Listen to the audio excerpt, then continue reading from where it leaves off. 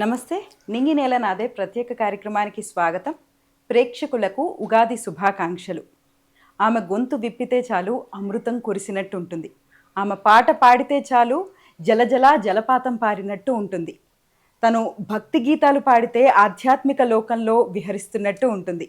తన మధురమైన గాత్రంతో వేలాది మంది హృదయాల్లో సుస్థిర స్థానాన్ని సంపాదించుకున్నారు సినీ నేపథ్య ఆధ్యాత్మిక గాయని పద్మావతి గారు.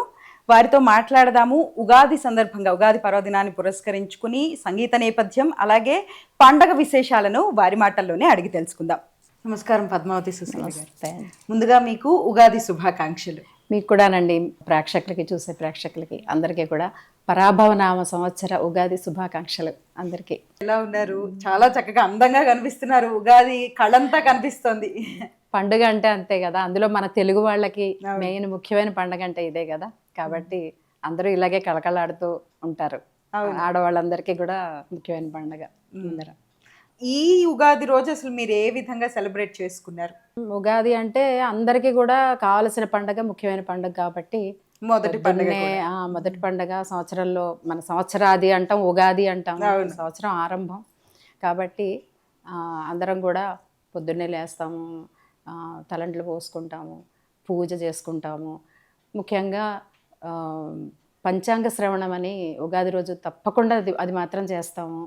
పూజలు చేసుకుంటాం, అందరం బంధుమిత్రులు కలుస్తాము, హ్యాపీగా విందు భోజనాలు ఆరగిస్తాము, అన్ని రకాలుగా సెలబ్రేట్ చేసుకుంటాం.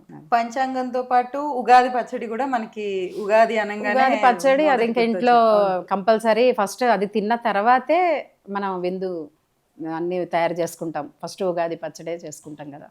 అది ఓకే. ఒక చక్కటి పాటతో స్టార్ట్ చేసుకుందాం ముందుగా ప్రోగ్రామ్ని. పాట అంటే మామూలు కామన్గా ఇప్పుడు ఉండేదే కదా, ఒక అమ్మవారి మీద పద్యంతో మొదలు పెడదాం. హ్రీం కారాసన గర్భితానల శిఖా సౌం క్లీం కళాం బిభ్రతి సౌవర్ణాంబరధారిణి వరసుధా దౌతాం త్రినేత్రోజ్వలా వందే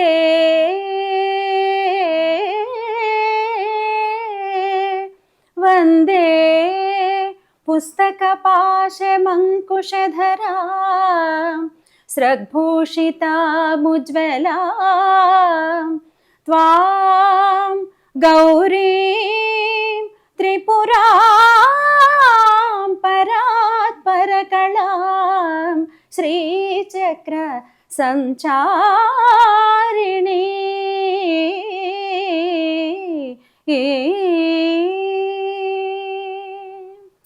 ముందుగా అమ్మవారికి. చాలా చక్కగా పాడారమ్మా. Thank you. బాగుంది. అలానే ఉగాది పచ్చడి గురించి మాట్లాడుకుందాం. అంటే ఒక్కొక్కరికి ఉగాది పచ్చడి అనగానే ఒక్కొక్క మెమొరీ ఒకటి జగులవుతూ ఉంటుంది. అట్లా మీకు ఉగాది పచ్చడి అనగానే చిన్నప్పటి నుంచి ఏది గుర్తొస్తుంది? అసలు ఉగాది అనగానే ముందు ఉగాది పచ్చడి గుర్తొస్తుంది. తర్వాత ఆ ఉగాది నాడు ఆ సంవత్సరం పేరు పరాభవనామ సంవత్సరం. అంటే వినడానికి కొంచెం పరాభవనామ సంవత్సరం అనేటప్పటికీ కొద్దిగా ఏంటిది అన్నట్టుగా ఉంది. కానీ పరా అంటే శ్రేష్టమైనది, ఉన్నతమైనది, శిఖర సమానమైనది అని అర్థం సాంస్క్రిట్లో కొంచెం లోతుగా వెళ్తే. అలాగే పరాశక్తి అంటాం కదా, అమ్మవారిని పరాశక్తి అంటాం, అది ఆ పదం అన్నమాట. భవ అంటే మనం అనుభవించేది, అంటే మనకి వచ్చేదన్నమాట. అది ఇప్పుడు పిల్లల్ని కూడా చిరంజీవ సుఖీభవ అంటాం కదా, సుఖీభవ అంటావు కదా, అట్లా ఉండేది పరాభవనామ సంవత్సరం. దాని అర్థం అదే అన్నమాట. కాబట్టి ముందు దీని అర్థం తెలుసుకున్న తర్వాత ఉగాది పచ్చడి షడ్రుచులతో కూడిన ఉగాది పచ్చడి. పులుపు, చేదు, ఈ వేప పువ్వు, మామిడి ముక్కలు వేస్తాం కదా, అన్నీ వేసి పులుపు అన్ని రకాల షడ్రుచులు వేసి దానిలో తీపి, కొత్త చింతపండు, కొత్త బెల్లం అవి కూడా మనం వాడతాం అన్నమాట. అవి వేసి చక్కగా ఉగాది పచ్చడి చేసి ఆ షడ్రుచులతో ఇంట్లో ఇంటిల్లిపాది ముందు అది భుజించి అప్పుడే ఇంకా ఏదైనా కూడా పంచాంగ శ్రవణమైనా ఏదైనా ముందు అది భుజిస్తాం అన్నమాట. అది ఉగాది ప్రత్యేకత. అలానే అంటే కళాకారులకి ఉగాది అనేది చాలా అద్భుతమైన సమయం అనిపిస్తుంటుంది. ఉగాది అనగానే మీకు గుర్తొచ్చే పాట ఏది? చక్కగా పాడి వినిపిస్తారా ప్రేక్షకులకమ్మ? ఉగాది అనగానే మామిడి చిగుళ్ళు, ఉమ్, కోయిల పాట, పాట అవును. కోయిల పాటలు, తర్వాత వేప పువ్వు పూతలు, వేప పూత, ఇవన్నీ చాలా ప్రకృతి పులకించిపోతుందన్నమాట. ఇవన్నీ మార్పులు ఇలా వస్తాయి. మళ్ళా ఎండలు వచ్చేటప్పటికి మనం ఎండలకి తట్టుకునేలాగా ఈ ఉగాది పచ్చడి, దానిలో ఉన్న కొత్త చింతపండు, కొత్త బెల్లం, ఇవన్నీ కూడా ఎండలకి తట్టుకునేట్లాగా మన శరీరానికి అది చలవ చేసేట్లాగా మనకి ఉపయోగపడుతుంది అనమాట. మన శరీరం అలా సన్నద్ధం అయ్యేట్లాగా పెద్దలు పెట్టింది కూడా ఈ పద్ధతి అందుకు పెట్టారనమాట. సో ఏంటంటే ఈ గాయకులకి, కవులకి, అందరికీ కూడా అనువైన పాటలు అవి చాలా ఉన్నాయి. దానిలో ఒక పాట. గున్న మావి చిగురు కమ్మగమేసి కొమ్మపై కూర్చున్న ఓ కోయిలా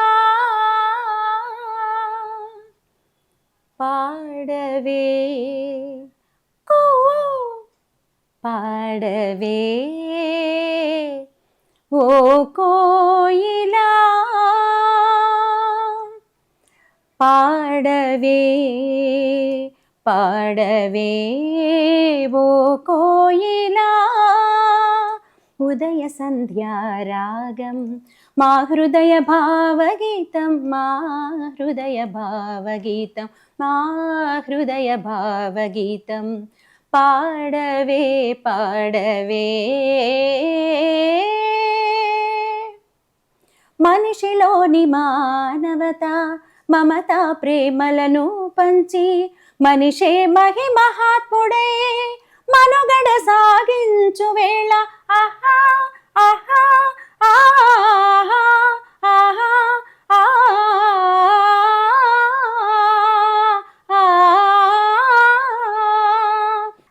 ఆ మాధుర్యం తెలిసిపోతుంది. అలానే కోయిలను కూడా మీరు గాన కోకిలు కాబట్టి కోయిలని కూడా మీరే చక్కగా ఆలపించారు. చాలా చాలా బాగుంది. అమ్మ, ఇది లలిత సంగీతమా? లలిత సంగీతం అండి. పి దక్షిణామూర్తి గారి రచన, తర్వాత స్నేహలత గారి సంగీతం. ఇలా ఈ పాటలు ఉగాది వచ్చిందంటే ఇంక అన్ని చోట్ల ఇవి లలిత సంగీతాలు ఇవన్నీ పాడుకుంటూ ఉండేవాళ్ళం. రాసేవాళ్ళు కూడా అట్లాగే రాసేవాళ్ళు. చాలా బ్రహ్మాండమైన, అసలు ఆ లిరిక్స్ వింటుంటేనే అసలు ఉగాది అంటే ఏమిటన్నది అందులో తెలిసిపోతుంది. అట్లాంటి సాహిత్యాలు ఉండేవి. మీరు మీ చిన్నప్పుడు ఉగాది ఎలా ఉండేది, ఇప్పుడు ఎలా ఉంది, మీరు కంపేర్ చేసుకున్నట్టయితే ఎట్లా అనిపిస్తుంది? ఈ పాటల లాగానే ఏమన్నా మెమొరీస్ ఉన్నాయా మీకు? తప్పకుండానండి. మేము మా చిన్నప్పుడు పెద్దవాళ్ళు ఏం చెప్తే అది అసలు ముందు వాళ్ళని ఫాలో అయిపోతూ ఉండేవాళ్ళం. వాళ్ళు ఏం చెప్తే అది. పంచాంగ శ్రవణం అంటే చిన్నపిల్లలైనా కూడా వెళ్ళి కూర్చునేవాళ్ళం. దాని వెంబడే పాటలు, భగవద్గీతలు పిల్లలకి అన్నీ ఇంట్రెస్ట్ కలిగేట్లాగా వాళ్ళకి అవన్నీ నేర్పించేవాళ్ళు. తర్వాత ఇంకొక విషయం ఏంటంటే, ఉగాది రోజున మనం ఏం చేస్తే మొత్తం సంవత్సరం అంతా అదే చేస్తాము అన్నట్టుగా అనమాట. ఒక ఏదైనా మంచి ప్రయత్నానికి నాంది పలకడం, చదువులో కానీ దేనిలో కానీ, ఒక సింగింగ్లో కానీ దేనిలో ఒక ఉన్నత శిఖరాలకు వెళ్ళాలన్నా మనం ఒక గోల్ పెట్టుకోవాలి. దానికి ఒక నాంది అనేది ఈ రోజు నుంచే మొదలు పెట్టాలని అలా చెప్తూ ఉండేవారు అన్నమాట పెద్దవాళ్ళు. అలాంటిదే ఏంటంటే తెల్లవారుజామున 5ంటికి లేచి సాధన చేసేవాళ్ళం. సంగీత సాధన అన్నమాట. అప్పుడు మొదలైన సంగీత సాధన ఈరోజు కూడా తెల్లవారుజామున 5ంటికే పాడుకుంటాం. అలా అలవాటైపోయింది. అసలు మెళుకు వచ్చేస్తుంది అనమాట. అదే టైంలో ఇంకా 5 కల్లా కూర్చొని క్లాసెస్ చెప్తాను పిల్లలకి. నేను మాతి సంగీత కళా నిలయం అని మాది ఇన్స్టిట్యూట్ ఉంది. ఆ ఇన్స్టిట్యూట్లో పిల్లలు చాలామంది యుఎస్ వాళ్ళు ఉన్నారు, కెనడా వాళ్ళు ఉన్నారు, అందరూ ఉన్నారు పిల్లలు. వాళ్ళకి మన మార్నింగ్ అంటే వాళ్ళకి ఈవినింగ్ కాబట్టి ఇంకా ఆ టైంకి సంగీత పాఠాలు ఉంటాయి, నేను సాధన చేస్తూ ఉంటా. ఆ చిన్నప్పుడు చెప్పిన ఆ మాటలే మనకు ఆ అలవాట్లే ఈరోజు కూడా కంటిన్యూ అయ్యాయి. అది అందువల్ల ఏంటంటే చిన్నపిల్లలకు కూడా ముందు నుంచి ఇలాంటివన్నీ నేర్పిస్తే చక్కగా ఈరోజు కూడా వాళ్ళు అదే పద్ధతిలో వెళ్ళడానికి అవకాశం ఉంటుందన్నమాట. అది మేము చిన్నప్పుడంతా అంత బాగా ఎంజాయ్ చేసాము, చాలా చక్కగా. ఈ జాతకాలు, పంచాంగం అంటే జాతకాలు, 12 రాసులు ఆదాయ వ్యయాలు అనడం, తర్వాత రాజపూజ్యం అవమానం, ఇవన్నీ చూసి ఈ ఏడాది మనకి చాలా బ్రహ్మాండంగా ఉంది అని ఒక కొత్త ఉత్సాహం అనమాట. ఉగాది అనగానే ఒక కొత్త ఉత్సాహం. ముందు పంచాంగం చూసుకుంటే ఇవన్నీ చూసుకుంటాం, ఆదాయ వ్యయాలు ఇవన్నీ చూసుకుని మనకి చక్కగా అవన్నీ వచ్చేటప్పటికి కొత్త ఉత్సాహం వచ్చి ఈసారి మనకి చాలా బాగుంది, మనం చాలా చేయగలం అని ఒక బూస్టింగ్ అనమాట. అదొకటి. వాళ్ళకి పిల్లలకి అలా సాంప్రదాయబద్ధమైన కొన్ని పద్ధతులు వాళ్ళకి అలా నేర్పించి చేసేవాళ్ళు చిన్నప్పుడు. మా చిన్నప్పుడు అసలు పెద్దవాళ్ళు అవన్నీ చెప్తున్నారా? పెద్దవాళ్ళు చెప్పేదాకా వాళ్ళు ఉండట్లేదు. ఆల్మోస్ట్ వాళ్ళు ఫోన్లు సోషల్ మీడియాలు వచ్చాయి, పంచాంగ శ్రవణాలు కూడా దానిలోనే చేస్తున్నారు ఆల్మోస్ట్. ఒకవేళ ఏదైనా చెప్పినా కూడా మన రాశి వరకు మనం చూసుకుందామని టకటక తిప్పుకుని స్క్రోల్ చేసుకుంటూ మన రాశి ఏదైనా అక్కడ ఉందంటే తులా ఉన్నా వృశ్చికం ఏమున్నా కూడా అంతవరకు చూసుకుని వాళ్ళు ఫాలో అయిపోవడం అనమాట. ఈసారి మనకి బాగుంది అనుకోవడం, అది అట్లా జరుగుతుంది అనమాట. కాబట్టి అంత కూర్చుని ఓపిక్గా వినే ఇది ఇప్పుడు లేదు. కాలాన్ని బట్టి అంత స్పీడ్ అయిపోయింది కదా అంతాను. కాబట్టి షార్ట్ వే అనమాట. ఇంకోటి కూడా గమనించాను, రాశి ఫలాలంటే మనకి ఉగాది రోజు మాత్రమే చూసుకునేవాళ్ళు, ఇప్పుడు ముందు నుంచి అంటే ఈ పండితులు కూడా ఎందుకంటే ఎక్కడికక్కడ వీళ్ళకి తెలుస్తాయని చెప్పి ఒక్కొక్క రాశి తీసుకొని వాళ్ళు దాని గురించి విశ్లేషిస్తూ మొత్తం ఈ నెల ఎలా ఉంది అంటే వార ఫలాలు, దిన ఫలాలు ఇవన్నీ వచ్చేసాయి కదా. అందుకని ఏ రోజుకి ఆ రోజే చక్కగా వాళ్ళు అందరూ చెప్పేస్తున్నారు. అది కాబట్టి అవి వింటూ ఆ సోషల్ మీడియా అంతా ఇంకా అవే ఉంటున్నాయి మొత్తం. ఉగాది పాట అనగానే చాలా అద్భుతంగా పాడారమ్మా. అలాగనే ఇంకా మీ నోటి వెంట ఇంకొక ఉగాది పాట చక్కగా వినాలనుకుంటున్నాం శ్రోతలందరం కూడాను. తప్పకుండానండి. మధుమాసం వచ్చిందని మాధవి కులికింది, మధుమాసం వచ్చిందని మాధవి కులికింది, విరబూసిన మావిరెమ్మ సిరులను కురిసింది. మధుమాసం వచ్చిందని మాధవి కులికింది, విరబూసిన మావిరెమ్మ సిరులను కురిసింది. మధుమాసం వచ్చిందని మాధవి కులికింది,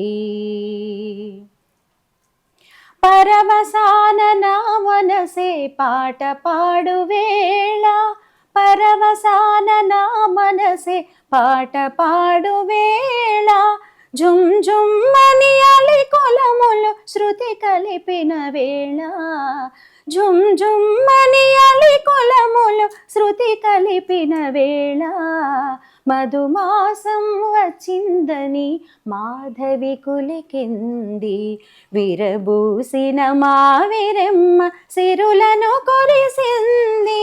మధుమాసం వచ్చిందని మాధవి కులికింది. అమ్మా, మీ నేటివ్ ప్లేస్ ఏంటి? ఎక్కడ పుట్టారు? ఏం చదువుకున్నారు? మా నేటివ్ ప్లేస్ ఈస్ట్ గోదావరి. తర్వాత అక్కడ పెరిగిన దానికన్నా నేను ఇక్కడికి వచ్చాకనే ఎక్కువ రోజులు ఉండి ఇక్కడే ఉండిపోవడం జరిగింది. ఓకే. సో నేను అక్కడ BA దాకా చదివాను. తర్వాత డిప్లొమా మ్యూజిక్ చేశాను. చేసిన తర్వాత ఇంకా AIRలో B.High గ్రేడ్ ఆర్టిస్ట్గా ఉన్నాను నేను. సో రేడియో ప్రోగ్రామ్స్, బయట ప్రోగ్రామ్స్, తర్వాత CDలు అన్నీ చాలా ఒక 400 వరకు నేను సాంగ్స్ పాడడం జరిగింది. ప్రైవేట్ సాంగ్స్, డివోషనల్ సాంగ్స్ అవన్నీ పాడడం జరిగింది. వాటన్నిటికీ కూడా నాన్నగారి ఎంకరేజ్మెంట్ అంతా చాలా ఉండేదన్నమాట. ఇంకా అంటే నాన్నగారు ఇప్పుడు లేరు, ఆయన ఎంకరేజ్మెంట్ వల్ల నేను ఈరోజు ఇలా ఉన్నానంటే గురువు అయినా దైవం అయినా అన్నీ నాన్నగారే. సో ఇంకా నాన్నగారు ఉన్నంతకాలం చాలా హ్యాపీగా ఇంకా బాగా గడిచింది. తర్వాత ఆయన ఆలోచనలతోటి ఆయన నేను ఎలా కావాలనుకున్నారో ఆ రకంగా నేను వచ్చేసానమాట. లైఫ్ లీడ్ చేసుకున్నాను ఆ రకంగా హ్యాపీగా ఈరోజు వరకు. నాన్నగారి కోరిక సంగీతం వైపు రావడం నాకేం తెలీదు. ఒక 5వ ఏటనే నాకు మొదలు పెట్టించారు. స్టార్టింగ్లో నాకేం తెలిసేది కాదు, ఎందుకు వీళ్ళు ఇంత బలవంతం చేస్తున్నారు అనుకునేదాన్ని. మెల్లమెల్లగా ఇంకా పాట అద్భుతంగా పాడుతున్నావు, చాలా బాగా పాడుతున్నావు, గొంతు అయితే ఎంత బాగుందో అని ఇలా అందరూ అనేవారు అని స్టేజ్ ఎత్తుకుని ఎక్కించి పాడించేవాళ్ళు అనమాట. ఇంకా అందరూ చాలా బాగుంది అంటే నాకు తెలియకపోయినా అందరూ బాగుంది అనేటప్పటికీ నిజంగా చాలా బాగున్నట్టుంది అని చెప్పి నేను కొంచెం అప్పటికప్పుడు కొద్దిగా ఆనందం తెలిసేదనమాట. ఆ రకంగా 6వ ఏటన బాలమురళీకృష్ణ గారు, అంటే మాకు అమ్మకి పినతండ్రి అవుతారు బాలమురళీకృష్ణ, మంగళంపల్లి బాలమురళీకృష్ణ గారు అమ్మకి బాబాయ్ అన్నమాట. అలా ఆయన కచేరీ మాకు రాజోలు, ఈస్ట్ గోదావరి రాజోల్లో పెట్టించారనమాట. పెట్టించినప్పుడు ఆయన నా చేత ప్రత్యేకంగా ప్రార్థన పాడించారు. ఆయన కచేరీకి నేను ప్రార్థన పాడాను. ఆ స్టార్టింగ్ నాకు ఆ రకంగా దానిలో మాధుర్యం, పాడితే బాగుందన్న తర్వాత జనాలు చప్పట్లు కొడుతున్నా వాళ్ళు ఆనందపడుతున్నా ఇంత బాగా రిసీవ్ చేసుకుంటున్నారు, అప్రిషియేట్ చేస్తున్నారని, అప్పుడు నాకు దానిలో ఉన్న మాధుర్యం కానీ అదంతా తెలిసిన తర్వాత మెల్లమెల్లగా అప్పుడు నేనే కొంచెం దానిలో లోతులకు వెళ్ళడం మొదలుపెట్టాను అనమాట. అప్పటి నుంచి మంచిగా డిప్లొమా అయిపోయింది సంగీతంలో, లలిత సంగీతం, ఇంకా అన్నీ పాడుతూ ఈ ప్రయాణాన్ని ఇలా సాగించాం అనమాట. తర్వాత ఆఫ్టర్ మ్యారేజ్ నేను ఇక్కడికి హైదరాబాద్ రావడం జరిగింది. 35 years అయింది. ఎన్ని పాటలు పాడుంటారమ్మా? సినీ ఇండస్ట్రీలో పాటలు పాడారా? సినిమా పాటలు కూడా కొన్ని పాడాను. అది ఎక్కువగా ఆ ఫీల్డ్కి వెళ్ళడానికి నాకు అంత అవకాశం ఎక్కువగా, ఇంట్లో ఫ్యామిలీ బ్యాక్గ్రౌండ్, చిన్న పిల్లలు, తర్వాత అత్తగారు మామగారు ఉంటాయి కదా మనకి ముందు, అవి ఉంటాయి కదా. దానిలో ఏంటంటే నేను టైమింగ్స్ నాకు కుదిరేవి కాదు. పాప కోటి గారు కానీ అందరూ పిలిచేవాళ్ళు, మణిశం గారు, కోటి గారు అందరూ పిలిచేవాళ్ళు, కానీ నాకు దానికి టైం ఉండేది కాదు, తెలిసేది కాదు. నాకు వెళ్ళాలంటే కూడా నాకు కష్టంగా ఉండేది. బయట ప్రోగ్రామ్స్ చాలా చేశాను, రికార్డింగ్స్, డివోషనల్ సాంగ్స్ ఒక 400 దాకా సొంతంగా కొన్ని చేసుకున్నాను, నేను కంపోజ్ చేసుకున్నాను. మీకు చాలా ఇష్టమైన పాట ఒకటి మా కోసం పాడతారా? శోభానాయుడు గారు ఎక్కడికి వచ్చినా కూడా, ఏ కార్యక్రమం అయినా కూడా, అమ్మ మీరు సత్యభామ పాట మీరజాలగలడ పాడితే మీరే పాడాలని చెప్పి అనేవారు అనమాట. అంత ఆవిడకి చాలా ఇష్టం అనమాట నేను ఆ పాట పాడితే. మీరజాలగలడా మీరజాలగలడా నయానతి వ్రత విధాన మహిమల్ సత్యాపతి, మీరజాలగలడా నయానతి వ్రత విధాన మహిమన్ సత్యాపతి, మీరజాలగలడా నయానతి వ్రత విధాన మహిమన్ సత్యాపతి. మధుర మధుర మురళీ గాన రసాస్వాదనమునా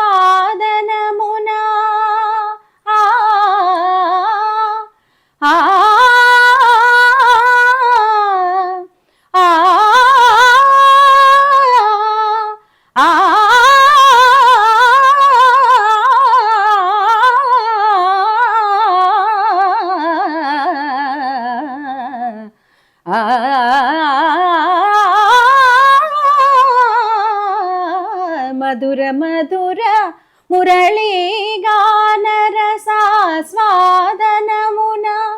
అధర సుధారస మదినే గ్రోలగ, అధర సుధారస మదినే గ్రోలగ, మీరజాలగలడా నయానతి వ్రత విధాన మహిమన్ సత్యాపతి, మీరజాలగలడా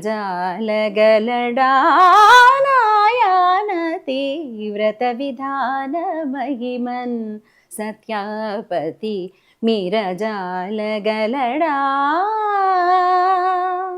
చాలా చాలా చాలా బాగుందమ్మా.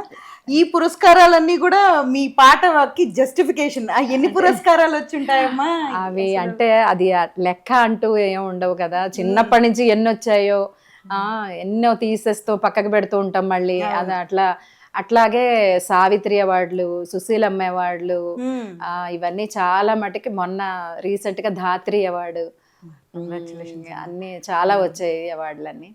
వాటన్నిటికన్నా కూడా ఒక ప్రోగ్రామ్ చేసి ప్రేక్షకుల చేత అబ్బా అనిపించుకుంటే ఈ అవార్డుల కన్నా కూడా ఆనందం అనమాట, చాలా ఆనందం అది. అలానే ఆధ్యాత్మిక పాటలు మీరు ఎన్నో పాడారని అన్నారు. ఎన్ని పాడుంటారమ్మా?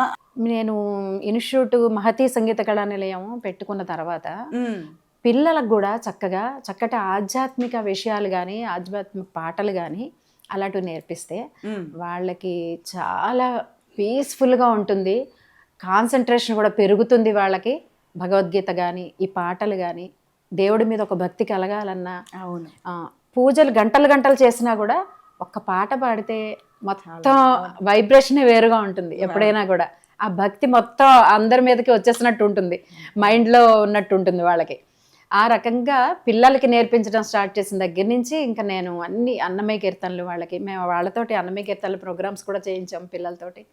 అలా అన్నమయ్య కీర్తనలు, తరంగాలు, అష్టపదులు, అన్ని రకాలుగా దేవుడివి అన్నీ కూడా నేర్పించే డివోషనల్ సాంగ్స్ అన్నీ కూడా. అందువల్ల ఇంకా నేను సంగీతం, కర్ణాటక సంగీతం, దాంతోపాటుగా ఈ డివోషనల్ సాంగ్స్ అన్నీ కూడా నేర్పుతూ ఉంటాను, నేర్పిస్తూ పాడుతూ ఉంటాను. డివోషనల్ గుళ్ళో కానీ ఎక్కడైనా కూడా డివోషనల్ ప్రోగ్రామ్స్ కూడా ఉంటూ ఉంటాయి కదా, అట్లా ప్రోగ్రామ్స్ చేస్తూ పాడుతూ ఉంటాను అన్నమాట. ఓకే. మీకు ఇట్లా విద్య నేర్పించడం బాగా ఇష్టమా, లేకపోతే అట్లా ఒక స్టేజ్ మీదకి వెళ్ళి చక్కగా పాట పాడడం ఇష్టమా? ఏది ఇష్టం? అది ఇది కూడా రెండు కదా. అది అది నా కోసం, ఇది పిల్లల కోసం. అది కాబట్టి డెఫినెట్గా ఇందులోనూ చాలా ఆనందం ఉంది. అందులో కూడా ఇంకా అంటే మనం జనాల్లోకి వెళ్ళాలి కదా, వెళ్తేనే కదా మనకి ఇంట్లో పిల్లలకి నేర్పించడం కన్నా కూడా జనాల్లోకి వెళ్ళి మనం పాడిన తర్వాత కదా తెలుస్తుంది అందరికి. మనం ఉన్నామని తెలియాలంటే ఎలా తెలుస్తుంది? జనాల్లోకి వెళ్ళిన తర్వాత. అది మనం ఆనందంతో మనకి అది పిల్లలకి వచ్చి పిల్లలకి నేర్పినా కూడా, అయ్యో టీచర్ పాడారు అక్కడ పలానా చోట పాడారు అని చెప్పి ఆ సంతోషం వాళ్ళకి కూడా వేరుగా ఉంటుంది, వాళ్ళతోనే షేర్ చేసుకున్నట్టు ఉంటుంది. అట్లా చాలా ఆనందం అన్నమాట. ఆనందం వస్తే ఒక్కొక్కరు ఒక్కొక్కలాగా వ్యక్తపరుస్తుంటారు. కళాకారులు మీరు ఏ విధంగా వ్యక్తపరుస్తారు? ఏదైనా బాధైనా దుఃఖమైనా ఏదైనా మనకి అసలు ఇంకా ఆ పాట ఉందంటే ఎవరు అక్కర్లేదు. మనం ఒక్కళ్ళ ఉన్నా కూడా అద్భుతమైన పాటలు అమ్మవారు పాడుకున్న, ఎవరి ఘంటసాల మాస్టర్ గారు కూడా ఎన్ని మంచి పాటలు. మనసున మనసే బ్రతుకున బ్రతుకై తోడు కరుండిన అదే భాగ్యము అదే స్వర్గము. అట్లాంటి పాటలు సిచ్యువేషనల్గా ఆయన ప్రతి సిచ్యువేషన్కి కూడా ఆయన రాశారు సాంగ్స్, పాడారు ఆయన సాంగ్స్. సో ఏంటంటే ఏ పాట అయినా సరే, లేదు ఒక భక్తిగా అమ్మవారి పాట పాడుకోవాలన్నా అమ్మవారిది జనని శివకామిని దగ్గర నుంచి అన్నీ కూడా అన్ని పాటలు అమ్మవారి పాటలు, బ్రహ్మాండమైన పాటలు ఉన్నాయి. ఏదైనా పాడుకున్నా మనం మైండ్ రిఫ్రెష్ అయిపోతుంది. ఒక అరగంట క్రితం మనకున్న ఆ మూడ్ అంతా పోయి హ్యాపీగా అయిపోతాం అనమాట. ఆ పాటలో అంతటి మహత్యం ఉంది. వినడం కూడా ఒక కళ, పాటలు విని ఆనందించడం కూడా ఒక ఆర్టే అది కూడా. కాబట్టి ఎందుకంటే కొంతమందికి అది కూడా పెద్ద ఏముందిలే అని వెళ్ళిపోతారు కదా, ఇష్టలే. కానీ ఆ దానిలో ఉన్న మాధుర్యం తెలిస్తే ఎవరు అలా చేయలేరు. కాబట్టి ఏంటంటే వినడం కూడా ఒక కళ, పాడడం లాగే. అలానేమ్మా మీరు ఎన్నో సందర్భాల్లో ఎంతో మంది ప్రముఖులతో పాడుంటారు. చాలా చక్కటి, చాలా బాగా సంతృప్తినిచ్చిన సందర్భం ఉంది అంటే ఏది? ప్రతి ప్రోగ్రాము, ప్రతి స్టేజ్ కూడా చాలా అద్భుతమైంది మా దృష్టిలో. ఎందుకంటే వెళ్ళాము, బ్రహ్మాండంగా పాడాము, అబ్బా ఎంత మెచ్చుకున్నారు వాళ్ళు అన్న ఆ సంతృప్తి ఉంది చూసారా. ఆ స్టేజ్ అనేది ఇంకా ఎక్కడ పాడినా, ఎవరితో పాడినా, ఏం చేసినా కూడా ఆనందమే తప్పకుండా. ఆ సంతృప్తి ఉంటుంది అది. అంతేగాని వీళ్ళు గొప్ప కాదని ఎప్పుడు ఉండదు అట్లా. ముఖ్య సరస్వతి. మీ ఫ్యూచర్ ప్లాన్స్ ఏంటి? కొన్ని డివోషనల్ సాంగ్స్ ఉన్నాయి, సీతా కళ్యాణం అని, ఇట్లా గౌరీ కళ్యాణం అని, ఇట్లాంటి కళ్యాణం పాటలు అవి ఉన్నాయి అన్నమాట. ఇప్పుడు ఉగాది పాట ఉంది, ఇంకొకటి రికార్డింగ్ ఒకటి చేయాల్సింది. ఇట్లా ఆఫర్స్ ఉన్నాయన్నమాట. అది ఇంకా వాటితోటి ఇప్పుడు ప్రస్తుతం అట్లా బిజీగా ఉన్నాను. కార్యక్రమాన్ని ముగించుకునే ముందు చక్కగా ఉగాది పర్వదినం సందర్భంగా ఒక మంచి పాట మీ గొంతులోంచి.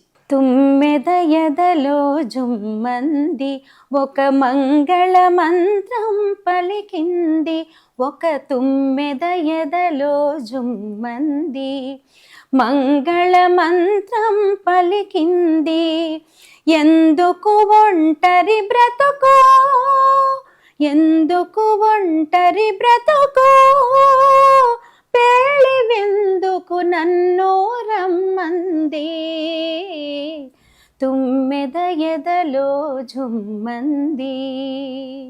చాలా చాలా బాగా పాడారు. ఈనాటి కార్యక్రమంలో పరాభవనామ సంవత్సరం ప్రారంభంలో మీ మనోగతం మాతో పంచుకున్నందుకు చాలా చాలా సంతోషంగా ఉందమ్మా. ధన్యవాదాలు మాతో. చాలా ధన్యవాదాలండి. వనితా టీవీ వాళ్ళకు కూడా చాలా ధన్యవాదాలు తెలుపుకుంటున్నాను. మరొకసారి ఉగాది శుభాకాంక్షలు తెలుపుకుంటూ సెలవు. ప్రేక్షకులకు మరొక్కసారి పరాభవ నామ సంవత్సర ఉగాది శుభాకాంక్షలు. ఇది ఇవాల్టి మన నింగి నెల నాదే కార్యక్రమం. మరొక కార్యక్రమంతో మళ్ళీ కలుసుకుందాం. అంతవరకు సెలవు. నమస్కారం.